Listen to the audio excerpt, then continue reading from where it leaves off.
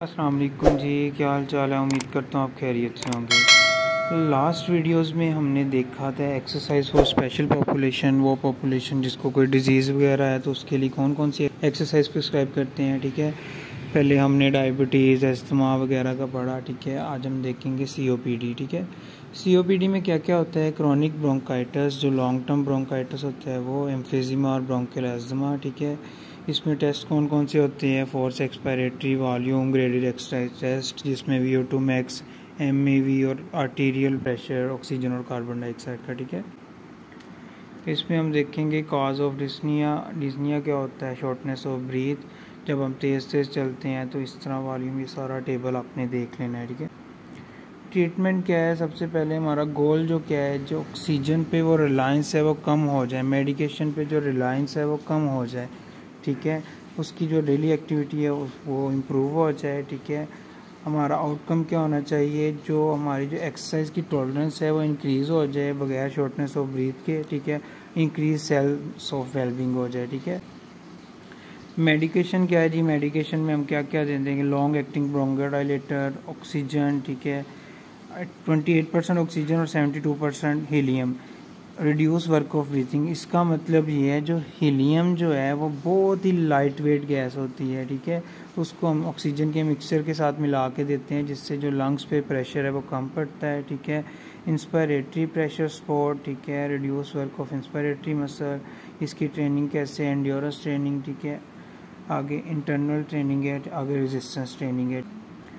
आगे देखते हैं जी हाइपरटेंशन। हाइपरटेंशन क्या होता है, जो ब्लड प्रेशर का इंक्रीज़ हो जाना, उसको हम हाइपरटेंशन कहते हैं। ठीक है, नॉर्मल जो ब्लड प्रेशर होता है वो 120/80 होता है, 120 सिस्टोलिक, 80 डायस्टोलिक। ठीक है, प्री हाइपरटेंशन क्या होता है, 120 to 140, और डायस्टोलिक कौन सा होता है, 80 to 89।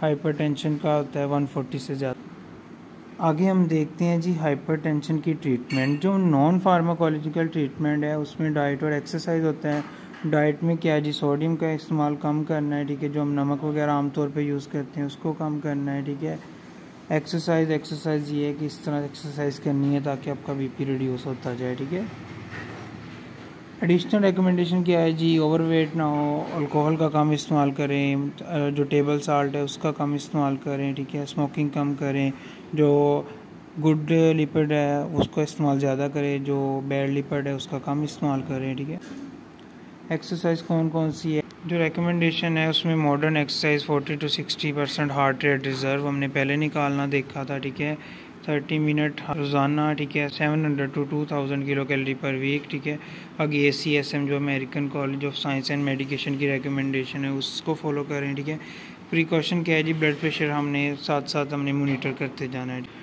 आगे है जी कार्डियक रिहेबिलिटेशन पेशेंट पॉपुलेशन। जो कार्डियक पेशेंट है उनमें किस तरह उसको डील कर सकते हैं। ठीक है, सबसे पहले हम देखते हैं जी एंजाइना पेक्टोरस। एंजाइना पेक्टोरस में चेस्ट पेन होती है। ठीक है, मायोकार्डियल इन्फेक्शन जो हार्ट अटैक जिसको कहते हैं। आगे बाईपास सर्जरी है जिसमें एक कोरोनरी आर्टरी ब्लॉक हो तो हम सेफनस वेन टांग से निकाल के तो उसको हम यूज़ करते हैं।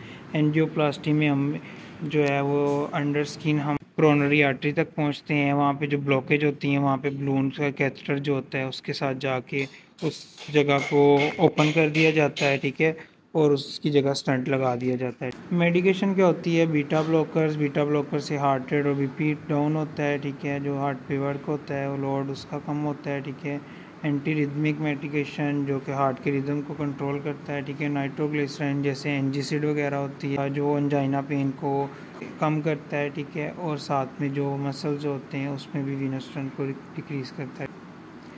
आगे क्या है, ग्रेडेड एक्सरसाइज टेस्ट। इसमें ECG मॉनिटर देखते हैं जी। सबसे पहले हार्ट रेट देखते हैं, उसका रिदम देखते हैं, उसमें देखते हैं इस्कीमिया अगर है किसी को तो उसमें ST सेगमेंट डिक्रीज़ होगा। BP देखते हैं, RP देखते हैं, साइनम सिस्टम सिम्टम में चेस्ट पेन होती है। ठीक है, आगे हम इमेजिंग वगैरह करने के लिए जो है ये थैलियम और टेक्नीनियम इस्तेमाल करते हैं। ठीक है, एक्सरसाइज प्रोग्राम क्या है, फेज़ 1 में इन पेशेंट जो इंडोर पेशेंट होते हैं लाइक जो एडमिट हो जाते हैं उसकी एक्सरसाइज। फेज़ 2 में आउटडोर पेशेंट जो होते हैं जिसमें कम सुपरविजन होती है, जो सिर्फ रेगुलर चेकअप के लिए होते हैं। फेज़ 3 में लेस सुपरविजन होती है जिसमें हम घर के लिए प्रिस्क्राइब कर देते हैं। ठीक है, आगे क्या है जी, एक्सरसाइज प्रिस्क्रिप्शन, जो ग्रेडेड एक्सरसाइज का रिजल्ट है, MET level, heart rate, sign symptom के अकॉर्डिंग प्रिस्क्राइब करते हैं, ठीक है। होल बॉडी की डायनेमिक एक्सरसाइज और फिट का प्रिंसिपल को फॉलो करते हैं। इफ़ेक्ट क्या होता है जी, कार्डियोवास्कुलर फंक्शन ठीक होता है, उससे बेहतर होता है, VO2 मैक्स इंक्रीज होता है, जो इस्कीमिया के बगैर काफ़ी ज़्यादा हम हार्ट पे वर्क करवा सकते हैं, ठीक है, और लॉन्ग एक्सरसाइज में यूज़ कर सकते हैं। HDL जो हमने पहले बताया, जो गुड फैट है उसको इम्प्रूव करता है, बैड फैट है उसको रिमूव करता है। एक्सरसाइज फॉर ओल्डर के लिए क्या कहते हैं जी, VO2 मैक्स जो है, जैसे जैसे हमारी एज बढ़ती जाती है 40-50 से ज़्यादा, वैसे वैसे हमारी जो VO2 मैक्स है वो आहिस्ता आहिस्ता डिक्रीज़ होती चली जाती है, ठीक है। हमने देखा होगा जो हमारे ओल्ड एज होते हैं उनको खांसी और सांस का मसला आमतौर पे नॉर्मल रहता होता है, ठीक है। इसमें जो एक्सरसाइज है वो इस डिक्लाइन को हम इम्प्रूव कर सकते हैं, ठीक है। लाइक जितना डिक्लाइन बढ़ रहा है 1% हम उसको आहिस्ता आहिस्ता रिड्यूस कर सकते हैं, ठीक है। बेनिफिट क्या होता है, रिस्पेक्टर प्रोफाइल को इम्प्रूव करता है, ठीक है। स्ट्रेंथ और VO2 मैक्स बॉडी मास को इंक्रीज़ करता है, ठीक है। रिकमेंडेशन वही जो हम जंगर को देते हैं, मेडिकल एग्जाम वगैरह वो सारा कुछ देखते हैं हम, स्क्रीनिंग वगैरह, ठीक है। स्क्रीनिंग भी हमने पढ़ी हुई है, पहले वो कंसेंट फॉर्म करते हैं, फिर आहिस्ता आहिस्ता वो स्टेप बाय स्टेप देखते हैं कौन सा किस लेवल में फॉल करेगा, ठीक है।